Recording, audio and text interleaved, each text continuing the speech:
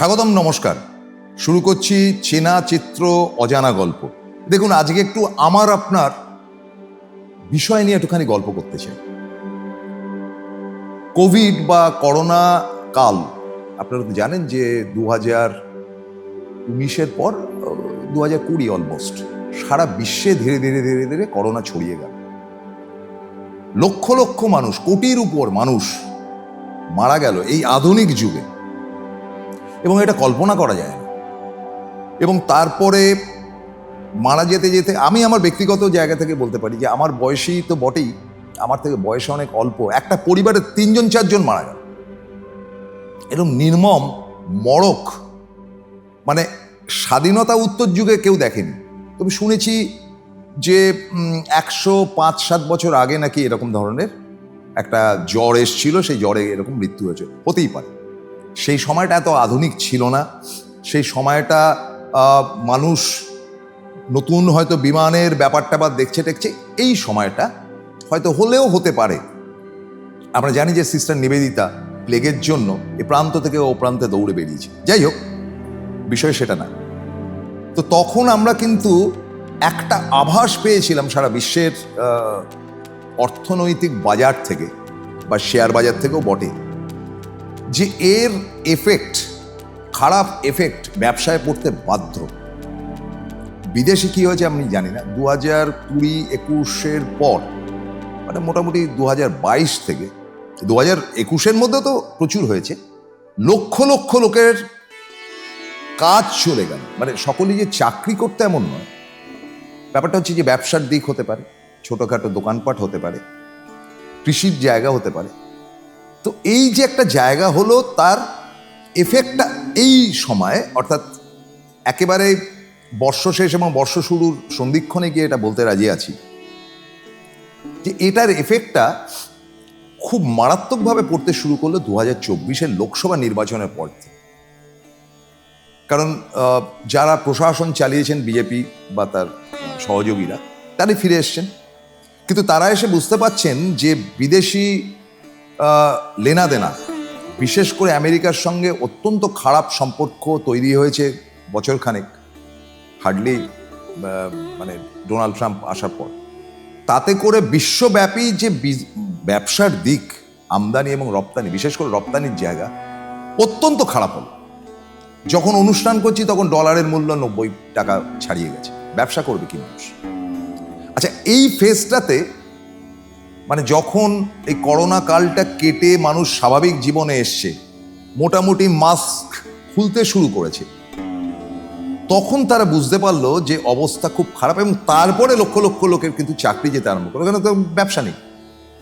আজকে দেখুন, আপনারা খুব ভালো করে দেখবেন যে রাজ্যের, আপনি বাইরেও ছেড়ে দিন, রাজ্যের যে প্রধান পত্রপত্রিকা রয়েছে, বিশেষ করে আমাদের বাংলায়, তাতে প্রচুর বিজ্ঞাপন হতো বিভিন্ন শাড়ি, জামা কাপড়ের দোকানের, বিউটির তো মানে বাজার ছিল।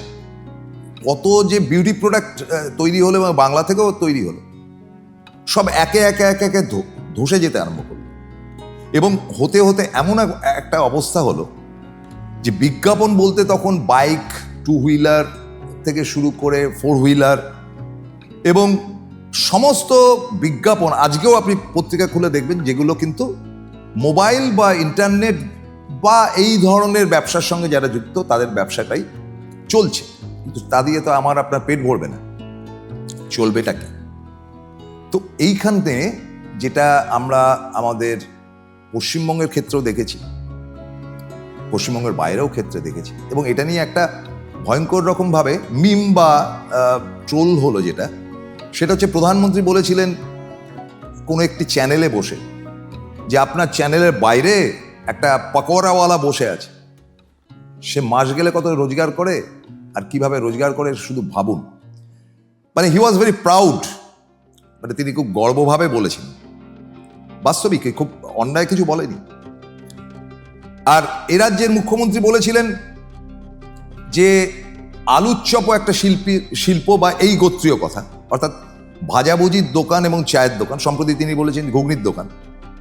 তা নিয়ে তাকে একেবারে মাতোয়ারা আওয়াজ দেওয়া শুরু হলো। ভাই বাঙালি, আমরা না আসলে ভদ্রলোক তো, এই কোট টোট পরে রয়েছি, যে আমার ছবি তুলছে সেও বেশ দিব্যি ভালো জামা কাপড় পরে রয়েছে। তাকে যদি আমি বলি বা আমাকে যদি কেউ বলে যে মশাই অনেক কাল তো টেলিভিশনে মুখ দেখালেন, একটা আলুর চপের দোকান বা একটা ঘুগনির দোকান বা একটা পাকোড়ার দোকান আর একটা চা তার সঙ্গে রাখুন না, কিরম চলে দেখুন, ইজ্জতে লেগে যাবে। আমি এত বড় একটা প্রতিভাবান অ্যাঙ্কার, টেলিভিশনে আমার মুখ যাচ্ছে, একেবারে সেই কুচবিহার থেকে কাকদ্বীপ অব্দি সবাই আমাকে চেনে, সম্মানে না।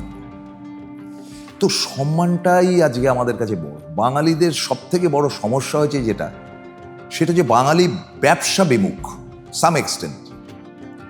খুব কম বাঙালিকেই আজকের গত 10 বছর ধরে দেখেছি যে নিয়মিতভাবে ব্যবসাটা করছে। দেখুন, টেলিভিশন চ্যানেল বলুন, খবরের কাগজগুলো বলুন, মিডিয়া ওয়ার্ল্ড, কটা বাঙালি রয়েছে, কটা বাঙালি ব্যবসা চালাচ্ছে।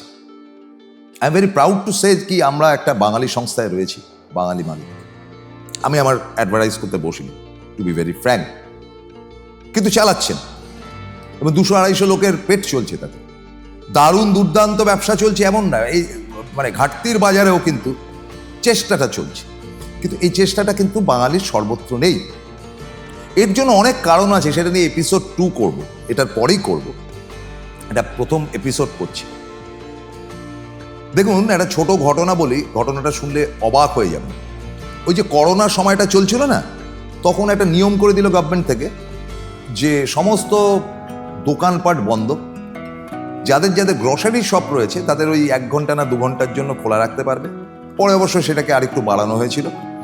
ওষুধের দোকানগুলো 24 ঘন্টা খোলা থাকবে, তেমন কোনো দোকানপাট দেখা যাচ্ছে না। কেন সেগুলো খোলা রাখা হয়েছিল? যে মানুষের চাল ডালটা যাতে কিনতে পারে, যাতে করে ওষুধটা সময় মতো কিনতে পারে। চিকিৎসালয়ে নিয়ে যাবে কি, ডাক্তার ভেগে গেছে, এমন অবস্থা হয়েছিল। ডাক্তার বলছে না না দেখবো না বাবা। এখন ডাক্তারের পয়সা হয়তো আছে, সাধারণ মানুষের, গরিব মানুষের পয়সা কোত্থেকে থাকে। ফলে নানান রকম অন্যান্য অসুখে তারা আরো বেশি বিপর্যস্ত হয়ে পড়েছিল। ওই সময়টা আমার এলাকায় দেখেছি এবং বিভিন্ন এলাকায়, আপনারাও আপনাদের এলাকায় দেখেছেন যে কিছু কিছু গরিব লোক একটা ওই ডাব্বা নিয়ে, যেগুলোর মধ্যে ফ্লাস্কের মতন বড় ফ্লাস্ক, তাতে চা ভর্তি করে নিয়ে সকালবেলা ওই মর্নিং ওয়াকার থেকে শুরু করে যারা সকালবেলা ঘুরে বেড়ান তার জন্য চা, আর ওই স্টেশনারি দোকান থেকে আনা বিস্কিট, অনেকটা বেশি দাম। মানে তখন ওই ছোট্ট ছোট্ট সাদা কাপ, সেগুলো সে কোথা থেকে জোগাড় করতে কে জানে, হয়তো বড় বাজার থেকে আনতো। গাড়ি ঘোড়া তো ছিল না তখন, তো গাড়ি ঘোড়া সবই বন্ধ ছিল, জানি না কোথা থেকে কিভাবে এনেছে, সাইকেল করে গিয়ে নাকি নিয়ে টিয়ে এসছে। তো সেই কাপে চা আর বিস্কিট এবং বিড়ি সিগারেট সে জোগাড় করেছিল। এইটা বিক্রি করে আমি আপনাদেরকে বলছি 2020 অ্যান্ড সামটাইম অফ 21 প্রচুর টাকা করে। এবং একজনের উদাহরণ দিচ্ছি, তার দিয়ে 1000টার উদাহরণ আপনারা পাবেন। তারপরে এসে চায়ের দোকানটা ধীরে ধীরে বর্ধিত হতে আরম্ভ, ধীরে ধীরে মাস্ক খুলে লোকে পথে নামে। কি বিক্রি করতো? সকালবেলা 1 ডেচকি ঘুগনি এবং তারপরে ওই চাউমিনের মতন যেগুলো জলে ভিজিয়ে খায়, এবং বিকেলের দিকে ভাজাভুজি অর্থাৎ তেলে ভাজা, এবং তার সঙ্গে চা। আপনাদের বললে তো, আপনারা বললাম তো, সেন্সলেস হয়ে যাবে। লোকটা এবং তার বউ, ওদের সন্তানাদি নেই, তারা দিন গেলে 1500 থেকে 2000 টাকা রোজগার করত। 1.5 থেকে 2000 টাকা মিনিমাম ফেলে ছুঁয়ে। আজকে একটা 1.5 রুমের ফ্ল্যাট কিনেছে সে, কারণ সে গরিব লোক, দক্ষিণ 24 পরগনার কোনো একটা গ্রাম থেকে এসছে। তার কাছে সম্মানটা বড় কথা না, তার কাছে অর্থ রোজগারটা বড়। তো ফলে বাঙালি ব্যবসা বিমুখ, বাঙালি জানে না যে কখন কি ব্যবসাটা করতে হবে, কোথায় গিয়ে ব্যবসা ধরতে হবে, কতটা সম্মানহানি হবে আর কতটা টাকা রোজগার হবে। সেই খতিয়ান নিয়ে এপিসোড 2-তে যাব, বাঙালির ব্যবসা বা বাংলার ব্যবসা নিয়ে। আজকের মতো বিদায় নিচ্ছি, নমস্কার।